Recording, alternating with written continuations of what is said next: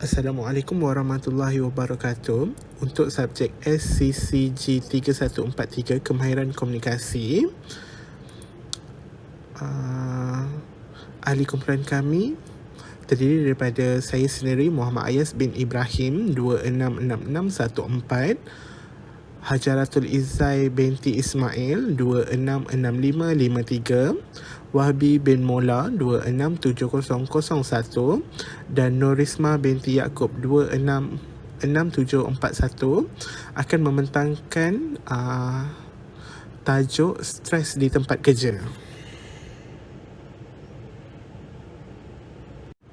Untuk pengenalan, dalam era globalisasi yang semakin berkembang pesat, pelbagai cabaran dan situasi baru yang muncul dalam pekerjaan seharian yang mana mengakibatkan banyak isu serta tekanan yang perlu dihadapi oleh pekerja pada masa kini. Isu tekanan perasaan atau stres di kalangan pekerja bukanlah satu yang baru, malah ianya merupakan isu yang sering terjadi di kalangan ahli organisasi. Stres di tempat kerja boleh juga terjadi disebabkan oleh persekitaran tempat kerja yang mana banyak perkara perlu diambil. Isu berat sebelah oleh pegawai atasan serta kemudahan pekerja yang tidak bersesuaian dengan tugas yang perlu dilaksanakan turut merupakan antara faktor penyumbang kepada isu tekanan atau stres di tempat kerja. Seterusnya, analisa, kajian dan perbincangan. Sebagai contoh, tugas kerja di luar jangkaan. Beban tugas yang banyak kadang-kadang menyebabkan tekanan stres yang melampau dan ada kalanya kaki tangan kerap mengambil cuti sakit dan ini akan mengurangkan produktif kerja tersebut. Yang kedua, konflik di antara rakan sekerja.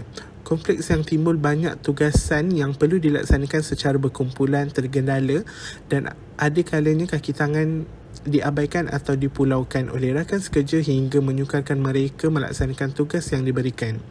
Majikan berat sebelah. Hasil kerja mereka sering dimanipulasi oleh rakan sekerja yang lain sehingga majikan memberikan komen yang menjatuhkan semangat. Ketidaksamaan jantina merupakan satu cabaran yang kompleks dan rumit. Assalamualaikum dan salam sejahtera. Nama saya Hajaratul Izzai binti Ismail, nombor matrik 266553. Saya akan membentangkan slide berkenaan komunikasi kepengurusan. Komunikasi adalah merupakan salah satu medium terpenting yang mana ianya berfungsi untuk menyebar serta mentafsir maklumat yang dihantar dan diterima pada waktu yang sama. Kemahiran komunikasi merupakan salah satu kemahiran yang perlu dimiliki oleh setiap pekerja organisasi. Berikutan sebahagian besar masa bekerja kita diperuntukkan untuk komunikasi, sama ada dengan cara bersemuka, telefon, ataupun email dengan ketua, rakan sekerja serta pelanggan-pelanggan organisasi. Setiap tugas akan dapat dilaksanakan dengan lebih lancar dan berkesan sekiranya pekerja organisasi terdiri daripada kaki tangan yang terlatih dan mahir dalam berkomunikasi. Komunikasi juga merupakan satu proses pengurusan yang mana ianya merupakan proses merancang serta memelihara persekitaran di kalangan anggota organisasi bagi tujuan pencapaian yang ditetapkan oleh sesebuah organisasi. Komunikasi kepengurusan pula merupakan satu proses pertukaran dan penyaluran maklumat daripada satu sistem kerja yang telah dibentuk, diubah suai serta dilaksanakan mengikut kehendak dan penyesuaian semasa kepada satu arah pencapaian matlamat yang telah ditetapkan. Prinsip asas komunikasi kepengurusan terbagi kepada 4 jenis, iaitu komunikasi adalah persepsi, komunikasi adalah jangkaan, komunikasi adalah permintaan dan juga komunikasi dan maklumat adalah berbeza. Malah ianya adalah berlawanan tetapi masih saling bersangkutan.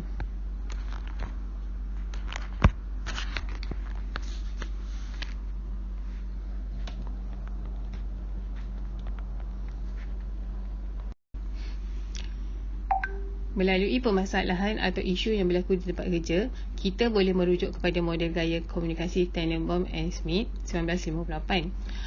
Melalui model ini, terdapat 4 gaya komunikasi iaitu tell, sell, consult dan juga join.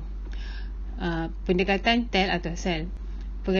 Pendekatan ini biasanya digunakan apabila majikan menginginkan kaki tangan mereka untuk mempelajari sesuatu daripada majikan atau apabila majikan hendak menyampaikan maklumat kepada kaki tangan mereka. Sel pula merupakan kaedah di mana majikan hendak melaksanakan rundingan atau pemujukan bagi kaki tangan mengubah pendirian dan pendapat mereka, sekaligus dapat mengurangkan konflik di tempat kerja di mana kaki tangan lebih bertolak ansur dalam melaksanakan tugas. Pendekatan seterusnya adalah pendekatan konsult atau join. Bagi mendapatkan maklumat atau mempelajari sesuatu yang baru daripada kaki tangan, majikan boleh menggunakan pendekatan ini yang mana ianya turut memupuk semangat kerjasama di antara kaki tangan dan juga pegawai atasan.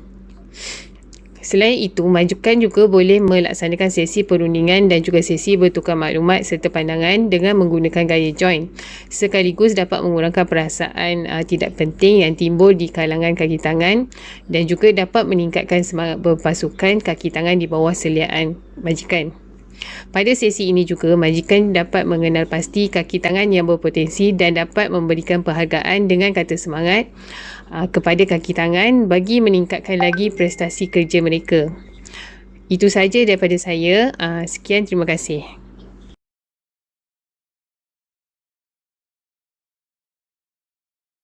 Assalamualaikum warahmatullahi wabarakatuh dan salam sejahtera. Saya Wabi bin Mola, nombor matrik 267001.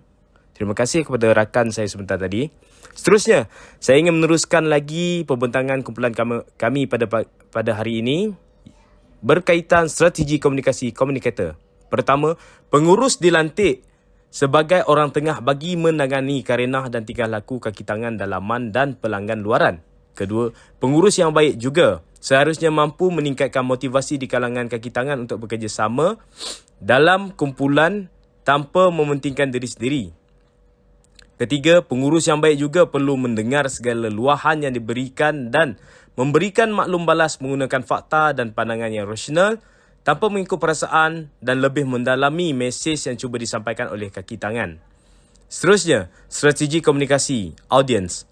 Pertama, mana ianya bertujuan untuk mengkaji dan menilai latar belakang kaki tangan dari pelbagai aspek seperti pengalaman, pengetahuan, minat, emosi dan jangkaan kaki tangan terhadap majikan sebagai seorang pengurus. Kedua, melalui pendekatan ini, majikan dapat memahami sifat dan permasalahan yang terdapat dalam diri kaki tangan mereka. Majikan juga dapat bergaul mesra dengan kaki tangan melalui strategi ini sekaligus mengurangkan rasa takut kaki tangan untuk menyuarakan pendapat atau menyatakan permasalahan. Sekian, terima kasih dari saya.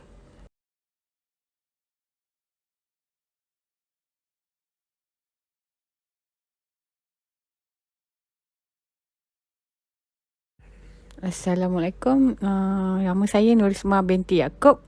Nombor matrik 266741. Okey, saya akan meneruskan slide seterusnya iaitu strategi komunikasi pembinaan mesej. Strategi ini adalah berdasarkan kepada objektif komunikasi di mana mesej yang disampaikan dapat difahami oleh pelbagai peringkat kaki tangan.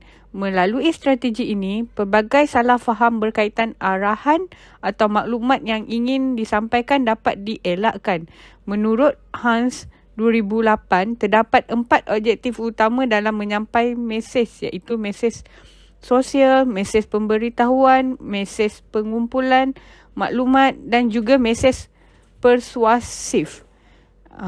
Dan berikutnya ialah akhir sekali kesimpulan. Tidak dapat dinafikan bahawa komunikasi merupakan proses pengkongsian maklumat atau mesej yang penting dalam sesebuah organisasi. Sesebuah organisasi tidak dapat berjalan lancar sekiranya proses komunikasi dalaman tidak dilaksanakan dengan baik dan sistematik. Ia bukan sahaja memberi kesan kepada ketidakpuasan hati pekerja, malah pekerja hanya datang ke tempat kerja untuk memenuhi tuntutan kerja dan mencari rezeki tanpa merasa kepunyaan terhadap organisasi dan semangat untuk bekerja sesama mencapai matlamat organisasi. Okey, sekian, terima kasih untuk presentation kumpulan kami. Assalamualaikum.